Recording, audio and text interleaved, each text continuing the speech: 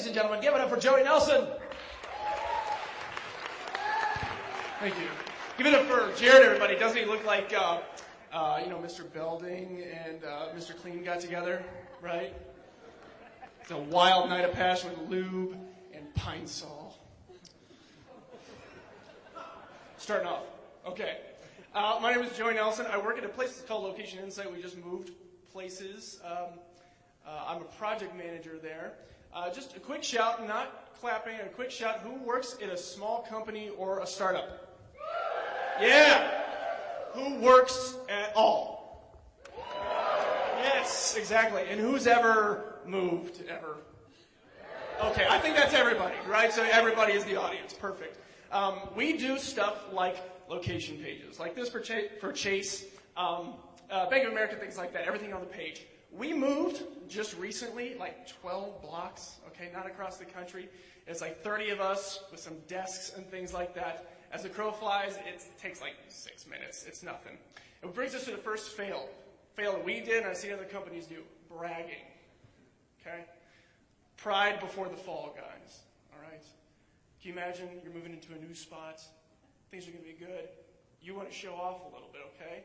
Show your fat stacks. You want to say, hey, I'm kind of better than you guys, all right? But it's not like that. It's best just to keep it classy. I'm serious, okay? We broke off from a company called Info Now, a much bigger company, and they were none too pleased. We kind of were walking around, thinking we had the things going on. You want to kind of keep it classy, like the Jeffersons, okay? They were the model, right? In fact, we called our first sprint when we moved to the first spot, the new place, the Jeffersons. So it was very apt, kind of a ceremony for us. Fail 2, we don't need insurance. No. I mean, maybe like, renter's insurance, right? That makes sense. If we're moving into a place where we're renting, we don't need, like, business insurance. Yes, you do. You need insurance. My girlfriend's company, they just moved. They couldn't get into their new spot because they didn't have insurance, okay? So you got to think about this kind of stuff. It's not like moving your house. Okay, now we're all moved in. It looks great, okay? But if you're going to move and you're going to move like 60 people, you got to think about it, okay? Fail number 3, moving like a boss. You got to think about a lot of different stuff here, all right? You can't just pack up all your stuff on your truck, like some notable examples, okay? You got to think about all the logistics. We had problems moving our customer service from one spot to another, our FTP service, things like that. I love this because everybody knows customer service all comes out of Norway, right? All of it. Easy to understand. You also want to think about internet, bandwidth, things like that. This isn't like moving yourself down the street, okay, where you can like leave half of your shit in the apartment, right, with like bongs and things on the ground. No. It's not like that at all, okay? So you want to think ahead a little bit, okay? You want to pick a good mover, all right? Not your friends and some pizza and beer. You kind of want to hire a good company. This is a great example, all right? Again, this was not a catastrophic move for us, but it did have real impacts. And if we ever had to do it again, which I don't think so, we'd think about it differently. Fail number 4, boundaries. Okay, know your boundaries, which is different.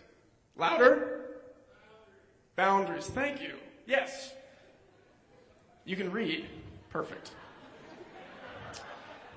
Know your boundaries, like who to shoot at and not when you're having Nerf fights, okay? We didn't get this in the new spot, all right? So I was just shooting everybody. It turns out when someone's on the phone or unarmed women, not a good person to shoot. They get kind of perturbed about that. Also, know where your employees can go and not go. Few people know I can get on the roof, which is good. But not too good for liability insurance, I imagine. Fail number 5, no kegerator. No kegerator. You see, we have a lot of people on the wagon, I guess.